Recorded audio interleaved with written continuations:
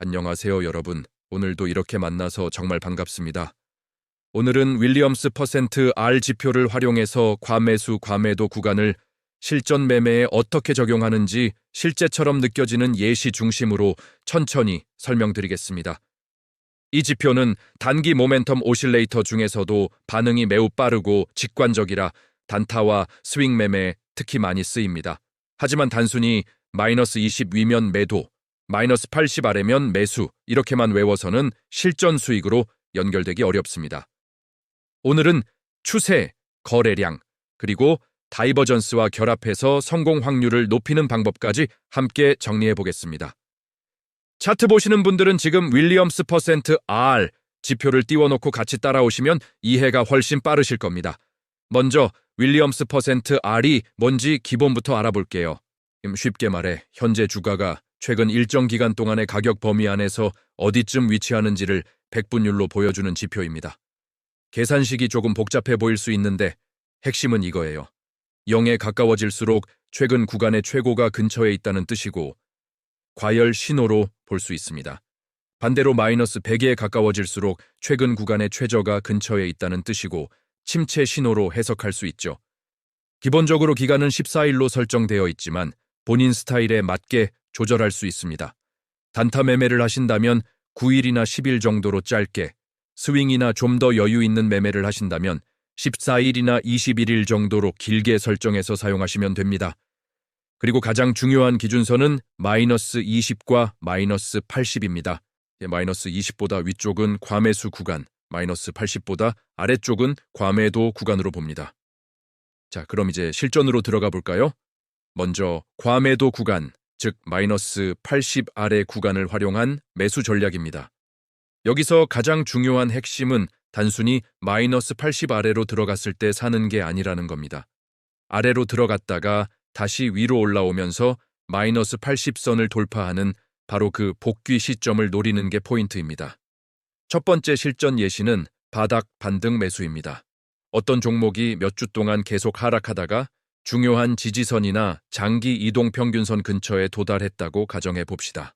이때 윌리엄스 퍼센트 R 지표가 마이너스 95까지 깊게 내려갔다가 다시 힘을 내서 마이너스 78로 올라오며 마이너스 80선을 위로 강하게 뚫어버립니다. 만약 이때 평소보다 2배 이상 많은 거래량이 터지고 차트에 장대 양봉까지 나타난다면 이건 아주 강력한 당위 반등 매수 신호로 볼 수 있습니다. 이런 경우 손절 라인은 최근 저점보다 1에서 2% 정도 아래로 짧게 잡고 대응하는 것이 좋습니다. 두 번째 예시는 상승 추세 중에 눌림목 매수입니다. 강하게 상승하던 종목이 잠시 쉬어가는 조정을 보일 때가 있죠. 주가가 20일 이동평균선까지 조정을 받았는데 윌리엄스 퍼센트 R 지표가 마이너스 85까지 내려왔다가 다시 마이너스 80 위로 복귀하는 모습을 보입니다. 여기에 추가로 RSI 같은 다른 보조 지표도 바닥권에서 반등하는 모습을 보여준다면 이건 상승 추세가 다시 이어질 가능성이 높은 눌림목 재진입 신호로 해석할 수 있습니다. 이건 하락 추세에 베팅하는 역추세 매매가 아니라 상승 추세를 따라가는 추세 추종 매수 전략입니다. 이번에는 반대로 과매수 구간, 즉 마이너스 20 위쪽 구간을 이용한 매도 전략을 살펴보겠습니다. 매수 전략과 원리는 똑같습니다. 마이너스 20 위로 올라갔을 때 파는 게 아니라 위에 머물다가 다시 아래로 내려오면서 마이너스 20선을 깨고 이탈하는 순간이 바로 우리의 매도 신호입니다. 첫 번째 매도 예시는 천정권에서의 조정 매도입니다. 주가가 단기간에 급등한 종목을 한번 볼게요. 윌리엄스 퍼센트 R 지표가 마이너스 5 근처, 거의 0에 가까운 과열 구간에서 한참 머물다가 힘이 빠지면서 마이너스 20 아래로 하향 이탈합니다. 이때 차트에서 음봉이 연속으로 나타나고 거래량까지 줄어든다면 단기 과열이 끝나고 조정이 시작될 수 있다는 신호입니다. 이럴 때는 욕심을 조금 내려놓고 수익을 실현하는 구간으로 활용할 수 있습니다. 두 번째 예시는 부분 청산 전략입니다. 아직 상승 추세는 분명히 살아있는데 단기적으로 과열 신호가 나왔을 때 쓰는 방법입니다. 윌리엄스 퍼센트 R 지표는 과매수 구간을 이탈했지만 주가는 여전히 51선 같은 주요 이동평균선 위에 있고 추세의 강도를 보여주는 ADX 지표도 25 이상으로 강한 추세를 유지하고 있습니다. 이럴 땐 가진 물량을 전부 매도하기보다는 30에서 50% 정도만 부분적으로 수익을 실현하고 나머지 물량은 계속 추세를 따라가면서 수익을 극대화하는 전략을 사용할 수 있습니다. 이제 윌리엄스 퍼센트 ROI의 신뢰도를 급상승시키는 비법, 바로 다이버전스를 결합하는 방법을 알려드리겠습니다. 다이버전스는 주가의 움직임과 지표의 움직임이 서로 반대로 가는 현상을 말하는데요. 윌리엄스 퍼센트는 이 다이버전스가 비교적 잘 나타나는 지표 중 하나입니다. 먼저 긍정 다이버전스, 즉 상승 다이버전스를 이용한 매수 전략입니다. 차트에서 주가는 이전 저점보다 더 낮은 저점을 만들며 하락하고 있는데 신기하게도 윌리엄스 퍼센트 R 지표의 저점은 이전보다 높아지는 현상이 나타납니다. 이건 주가는 내리지만 매도세의 힘은 약해지고 있다는 뜻입니다. 이런 상황에서 지표가 과매도 구간을 탈출하며 마이너스 80선을 위로 돌파한다면 이건 아주 강력한 추세 반전 후보 신호로 보고 적극적인 매수를 고려해 볼 수 있습니다. 반대로 부정 다이버전스, 즉 하락 다이버전스는 매도 신호로 활용합니다.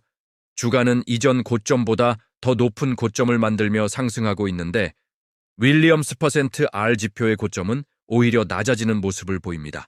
이건 상승의 힘, 즉 모멘텀이 점점 둔화되고 있다는 증거입니다.